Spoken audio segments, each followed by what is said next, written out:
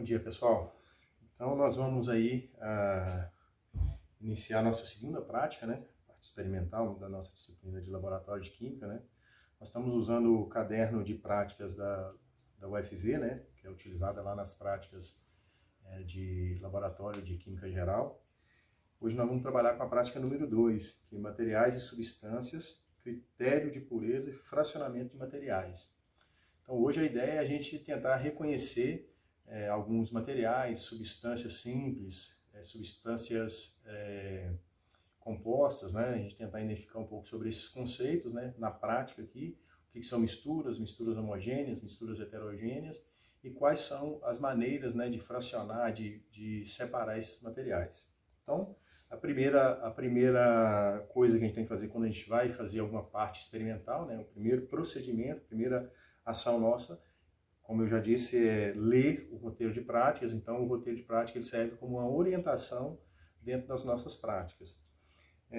Não se pode executar alguma coisa dentro do laboratório sem ter uma orientação prévia sobre as nossas ações. Então, primeira parte você vai ler, tem todas as discussões aí sobre alguns materiais, sobre substâncias simples, compostas, técnicas, né, de identificação desses materiais. E hoje a gente vai usar aqui os materiais, né, e reagentes que a gente vai usar no laboratório. Nós vamos estar trabalhando com um balão de destilação, um bastão de vidro, a gente vai estar usando bastão de vidro, Becker, né, bico de gás, né, ou chapa elétrica, que a gente vai usar, vai precisar de aquecimento aqui, condensador, para a gente fazer um processo de destilação, funil analítico, para a gente fazer um fracionamento, né, fazer uma separação de uma mistura heterogênea, né, garras, sempre, na maioria das aulas a gente vai estar usando garra e suporte universal, que está sempre aí nesse material. Para fazer a separação a gente também vai usar um papel de filtro, que a gente não discutiu ainda a fundo, mas a gente tem ainda filtros qualitativos e filtros quantitativos, que tem uma diferença aí da quantidade do tamanho da partícula que cada um retém. Então, filtro qualitativo, ele é um filtro que é utilizado para as filtrações mais simples, e o quantitativo para a filtração lá a vácuo. Além disso, a gente vai usar a tela de amianto para fazer evaporação de uma das substâncias, termômetro para o processo de destilação, um tripé, e os materiais que a gente vai estar utilizando: enxofre, iodeto de potássio, nitrato de chumbo e vinho. Então, nós vamos trabalhar nessa linha. Então, vamos fazer o primeiro objetivo nosso é pegar alguns materiais e reconhecer esses materiais, identificar se é uma substância simples, tentar tirar o máximo possível de informação das características físicas, né, desse material, coisa que a gente consegue perceber com os nossos olhos, né? Vamos tentar verificar e tirar a máxima informação possível. Então, como todos devem estar aí com o roteiro de prática, vocês estão aí, tem uma tabela na página 46, né, que tem as amostras e o conteúdo dessas amostras, né? Então, o primeiro material que a gente vai analisar é o enxofre, né? O enxofre é esse pozinho aqui amarelo, muito utilizado aí nas farmácias. Você consegue encontrar esse material, né, utilizado na agroindústria também, né, na agricultura de uma maneira geral, utilizado, né, em vários segmentos aí. E muitas vezes utilizado também para a produção de várias outras substâncias que são altamente consumidas aí, por exemplo, enxofre, os óxidos, né, de enxofre aí, que vão produzir ácido sulfúrico e ácido sulfuroso, né, além dos seus sais, né, os derivados, né, que tem uma infinidade de sais aí, dos sulfatos e dos sulfitos, né, e sulfetos. Esse é um enxofre. Então, como é que a gente observa aqui? Quais as características? É um pozinho, é sólido, estado físico sólido, um pó amorfo, né? Ou seja, não é cristalino, né? Professor, pode ter um enxofre que a gente trabalha, ele fica com as características de cristais? Pode, a gente pode produzir cristais, monocristais aí de enxofre. Nesse caso aqui não, é um sólido amorfo, então ele tem uma organização diferente aí dos átomos aí. É uma substância simples. Por que substância simples? É porque ela tem só um elemento químico que compõe essa estrutura. Diferente, por exemplo, quando a gente pega a água, eu teria H2O, é uma substância composta. Tem 2 elementos químicos ali que compõem a molécula de água. 2 elementos químicos, 3 átomos, sendo que 2 é de hidrogênio e 1 de oxigênio, isso para cada molécula de água. Bom, o outro material que a gente está aqui para analisar é o vinho, né? Esse aqui a gente pegou um vinho Cantina do Gaúcho, né? Essa aqui é uma amostra do professor Renilson, que ele sempre utiliza nas aulas aí de química orgânica. É uma substância com uma grande concentração, é um material com grande concentração de substâncias orgânicas, né? Álcool e derivados aí do vinho, né? Que a gente pode ter no meio aqui. E esse material aqui, ele é uma mistura muito complexa. E a gente vai fazer um fracionamento dessa mistura. Então, olha, aspecto físico, é um líquido, né, o vinho, e a gente percebe que é um vinho que tem aí uma solução, né, no nosso caso, a gente pode considerar aí como próximo de uma solução. Alguns vinhos depositam muito material no fundo, né, tem algumas partículas aí, né, mas a gente não consegue separar essa coloração aqui com a filtração de uma maneira simples. Então o vinho a gente precisa fazer um processo de destilação nele. O que a gente teria basicamente no vinho? Etanol, água e resíduos, além dos corantes, aromatizantes e uma série de coisas que, dependendo do vinho, a gente vai adicionando material, né? A partir do momento que o vinho ele passa por um processo industrial, você tem a possibilidade de ter várias adição de conservantes e materiais, açúcares, né, externo aí. Também o vinho da maneira natural deve ter açúcares, a frutose, galactose, né, que são açúcares naturais das frutas, né. Bom, o outro material que a gente vai usar é um material que já existe no vinho, né, é um dos componentes da substância, né, da mistura que a gente tem que compõe o vinho, que é o etanol, que na verdade a gente conhece como álcool comum. É muito comum a gente encontrar o álcool, hoje em dia ainda mais ainda, né? O pessoal utiliza aí o álcool 70, que na verdade é uma mistura de álcool, né? Esse álcool, o nosso aqui está 92,8%, então ele já é uma mistura. Então muito raro a gente encontrar um álcool 100%, a gente teria que ter, a gente tem álcool lá 99,90%, mas sempre tem um outro contaminante. É uma substância que mistura, assim, dissolve muito bem com a água, nem com qualquer proporção, né? A gente vai também analisar o álcool. Uma outra substância que a gente vai estar analisando é um iodeto de chumbo, que é esse material aqui, olha. Vocês estão vendo? Esse material, ele é uma substância, um sal, né? Formado de iodo e chumbo, que ele se dissolve um pouco sim, em água, mas ele é pouco solúvel. Então, na verdade, a gente tem um grande excesso aqui de partículas suspensas aqui, que ficam esse aspecto de ouro aqui, que na verdade são sólidos de iodeto de chumbo, né? Então, uma substância composta, ou seja, formada por 2 elementos. Quais são os 2 elementos? Iodo e chumbo. E eu tenho isso aqui suspenso aqui no meu meio aqui. Essa é uma substância que a gente vai analisar. A outra substância que a gente vai analisar é a iodeto de potássio, tá vendo? Iodeto de chumbo, iodeto de potássio. O que é o iodeto de potássio? É um sal. É um sal com aspecto, tá vendo? Branquinho aqui, igual um sal de cozinha. Iodeto de potássio, Ki. É uma substância composta. Por que substância composta? Formada por 2 elementos químicos, iodo e potássio. Depois a gente vai discutir um pouquinho sobre essa formação dessas estruturas quando a gente estiver falando sobre a tabela periódica. E aí, o que a gente fez? A gente pegou esse sal, a massa desse sal, foi na balança, determinou a massa desse sal e preparou uma solução de iodeto de potássio. Isso aqui eu tenho uma solução de iodeto de potássio.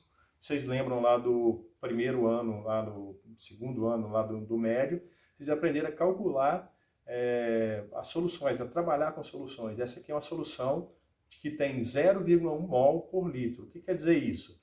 Em 1 litro dessa solução eu teria 0,1 mol de iodeto de potássio. Então essa é a nossa solução de iodeto de potássio. Por que solução? Porque eu não consigo determinar aqui dentro onde está o meu sal. Eu não consigo. É uma coisa só, é homogêneo. Por isso a gente chama de solução ou mistura homogênea, como vocês aprenderam lá no primeiro ano. A outra amostra que a gente vai estar analisando é o nitrato de chumbo. O nitrato de chumbo, assim como o iodeto de potássio, é um sal. Um salzinho também branquinho aqui, não sei se vocês estão vendo aí, um salzinho branco. Esse é o nitrato de chumbo. A maioria dos nitratos são solúveis, né, em água, né? E aí eu tenho o nitrato de chumbo e eu fiz o quê? Preparei uma solução, nitrato de chumbo. Qual a concentração da minha solução? 0,5 mol por litro. Essa é a minha solução de nitrato de chumbo. Preparei minha solução de nitrato de chumbo. E aí nós vamos trabalhar com essas amostras aqui. Além disso, nós vamos trabalhar com duas amostras que a gente chama de amostras desconhecidas.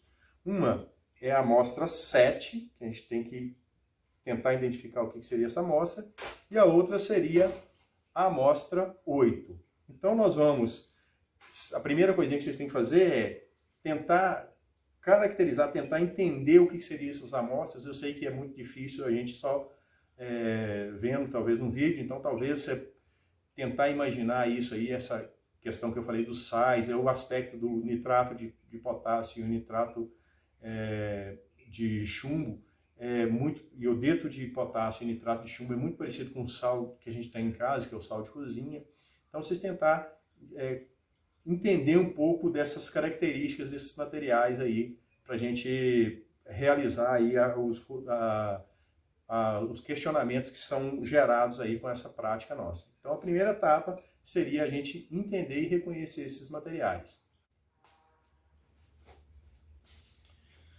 Bom, pessoal, então vamos aí proceder aí com a sexta parte aí da nossa parte experimental, onde ele fala o seguinte: nós vamos fazer aqui a orientação que a gente utilize 3 ml de solução da amostra 6 e 3 ml da solução da amostra 5. Mas o que a gente vai fazer? A gente vai usar um pouco mais, é só para a questão da visualização aqui da reação que pode acontecer. Então, o que nós vamos fazer aqui? Eu vou pegar a minha solução, que é a amostra 5, né, que é iodeto de potássio, e vou pegar 10 ml dessa solução e colocar num becker. Então, vamos lá.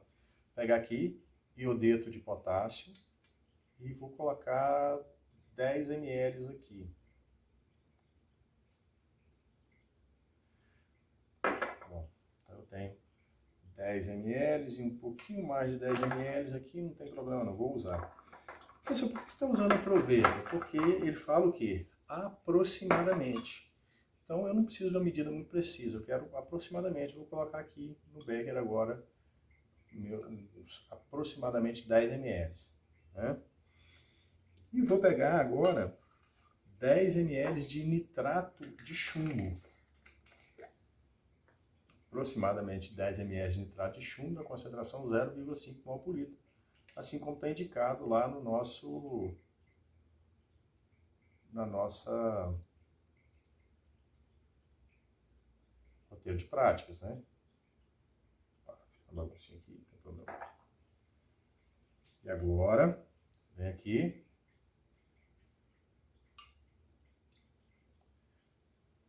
Então, isso me tornou um pouquinho aqui, porque a correta era colocar no becker para depois fazer essa transferência aqui, mas tudo bem. Só para a gente fazer esse... Então, olha só, pessoal, tem 10 ml de iodeto de potássio aqui e 10 ml de nitrato de chumbo. Esse aqui na concentração 0,1 mol por litro e daqui na concentração 0,05 mol por litro. Então, o que eu vou fazer aqui agora?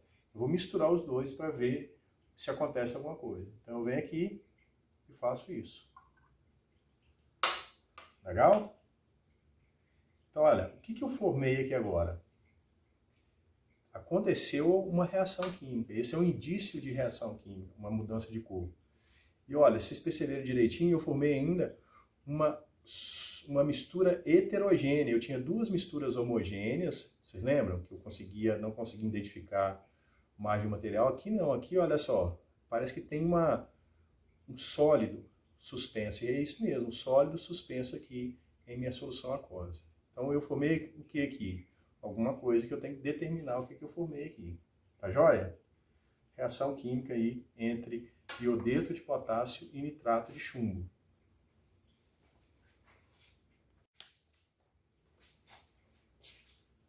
Bom, pessoal, como nós formamos uma mistura heterogênea, uma das técnicas aplicada para separar uma mistura heterogênea seria a filtração.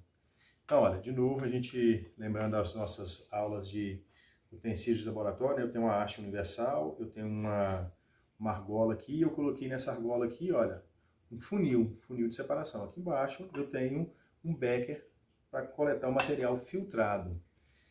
O que vai ficar no filtro? O que a gente chama de material precipitado. Então, olha, como eu faço para colocar esse filtro aqui, ó? Eu não posso chegar simplesmente aqui e fazer isso. Então, uma das técnicas, talvez a mais simples de todas, seria dobrar esse filtro aqui e depois eu dobro ele de novo aqui. Essa seria... E aí eu venho aqui agora e coloco ele aqui. Ah, professor, mas como é que ele não para aí? O que eu vou fazer? Vou pegar a minha seta com água destilada. Vem aqui, olha. Quando eu faço isso, ela aderiu à parede aí do filtro.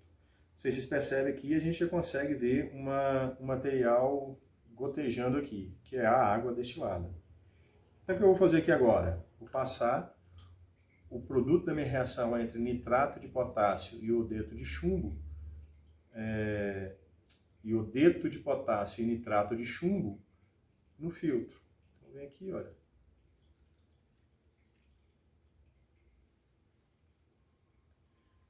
Posso pegar aqui, tem mais um pouquinho, lavo.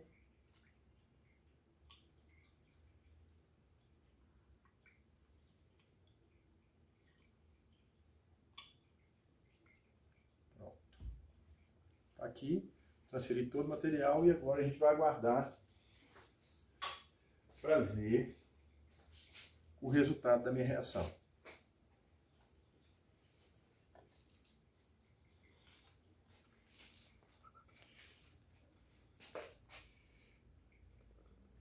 Então, o que dá para a gente perceber aqui? Olha só, em cima a gente tem a solução, a suspensão, né, do produto da reação entre nitrato de chumbo e iodeto de potássio. E olha só, aí passa pelo filtro e olha o que está acontecendo. Embaixo eu tenho apenas uma aguinha branca aqui, uma solução, né? A aguinha branca não, uma solução aqui. Essa solução provavelmente tem mais alguma coisa aí. A gente não sabe o que que é. Mas agora eu sei que uma parte do que eu estou filtrando está ficando aqui no meu filtro de papel. Que é a parte que a gente chama de precipitado, ou coisa que não é solúvel no meio que eu estou trabalhando, que no caso aí é a água, né? Então, pessoal, aqui, como dá pra gente perceber, já terminamos de filtrar, né? Já está aqui somente o material sólido, né? Aqui no nosso papel de filtro, né? Embaixo eu tenho só solução, né? Só o que sobrou ali do meu... que passou pelo filtro, né? Então aqui só pra gente visualizar melhor, né? Esse aí seria o nosso papel de filtro aí com a com o nosso precipitado. Joia? Bom, pessoal, existe uma orientação agora para a gente trabalhar aqui, que é a gente fazer o aquecimento da amostra 7 e da amostra 8, né? Até que ele seque. O tópico 4 aí e o tópico 5, ele pede para a gente fazer esse aquecimento e acompanhar a variação da temperatura ao longo do processo aí, para a gente identificar como ficou nossa amostra, né? Mas nós vamos fazer o aquecimento sem acompanhar a temperatura. E aí depois a gente vai discutir um pouco desse acompanhamento da temperatura aí na teoria, que eu acho que a gente consegue fazer bem. O que eu vou fazer aqui agora? Pegar minha amostra 7, e colocar 10 ml dessa amostra, um pouco mais. 10 ml dessa amostra aqui, ou 20 ml dessa amostra, vou colocar 20 aqui, em um becker. Essa é a amostra 7, vou colocar aqui em um becker. E aí, o que eu vou fazer? Eu vou fazer o aquecimento dessa amostra, mas eu vou usar agora o bico de Bunsen. Esse é um bico que a gente tem aqui, que produz uma chama aqui. eu tenho um gás, o gás chega nesse ponto aqui, e aí é igual um fogão de casa, só que a gente tem aqui um direcionamento da chama. Eu venho aqui.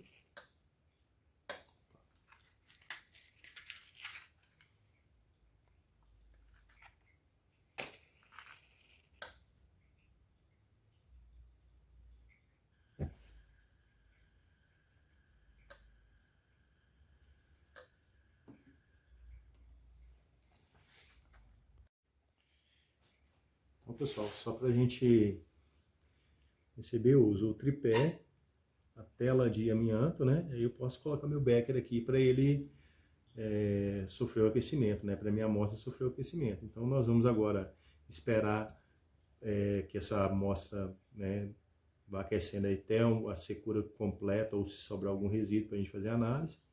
E também foi feito isso aí com a amostra 8. Então eu fiz isso com a amostra 7 e com a amostra 8. Então teria a amostra 7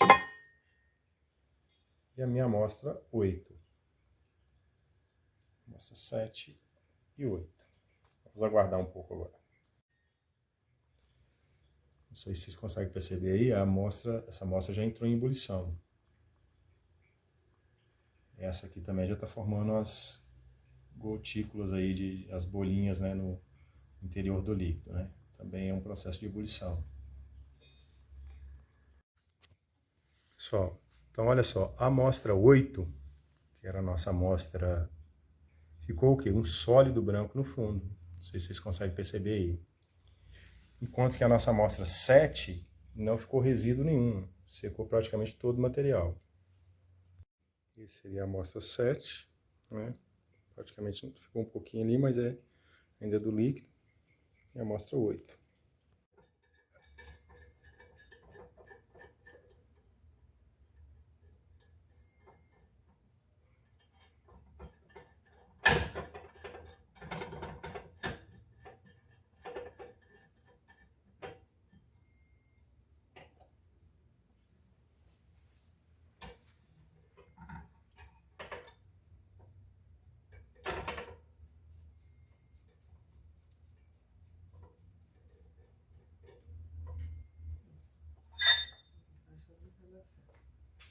Você filmou antes de seguir também para eles verem? Ou... Tô filmando. Ah, você tá filmando.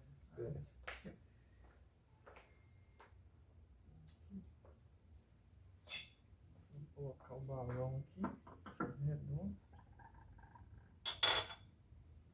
Vou colocar algumas esferinhas de vidro.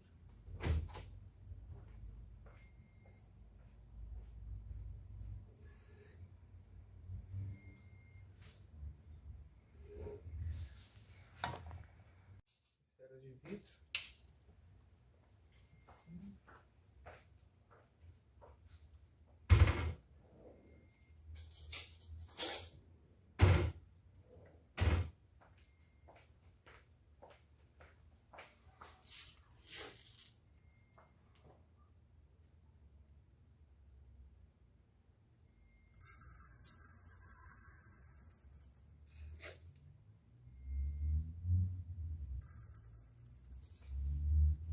Esferinhas.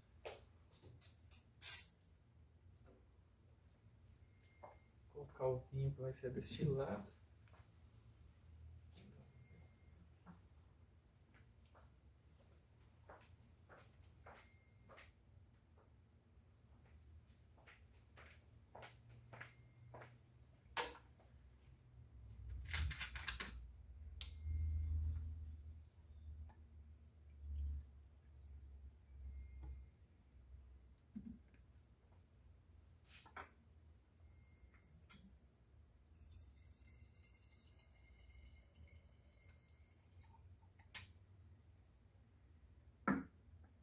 Esse vinho tá bonito, hein?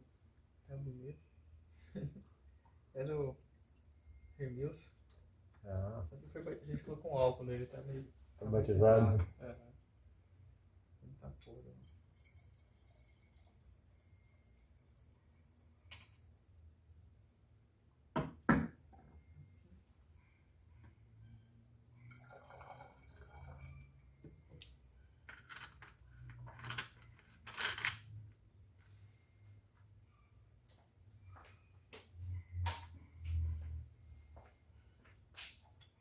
cabeça de destilação. Depois a gente coloca o termômetro aqui. E o condensador. O condensador tem a entrada da água, a saída.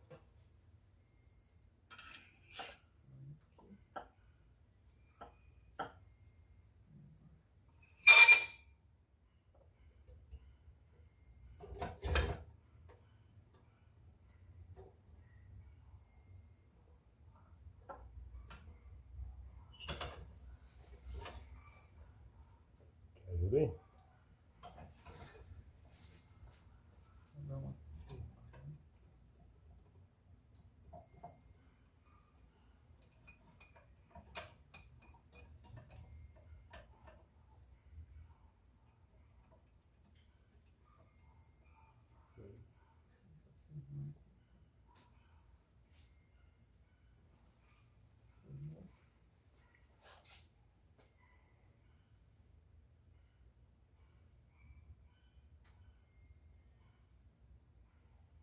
E aqui a gente coloca um beck para poder cair.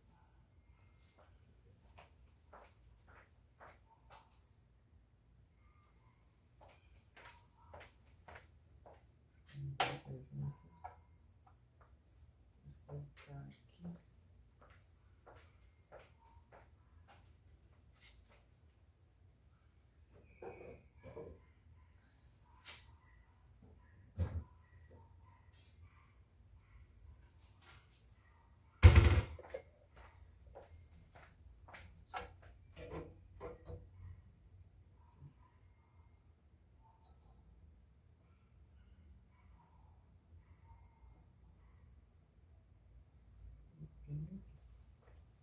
É só ligar aqui mesmo.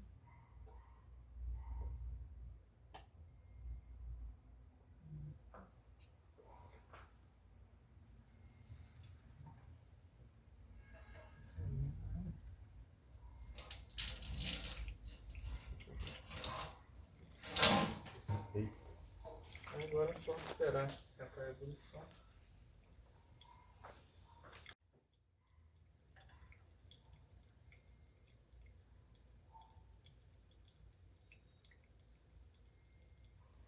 Quer fazer uma explicação geral aí da montagem, funcionalidade?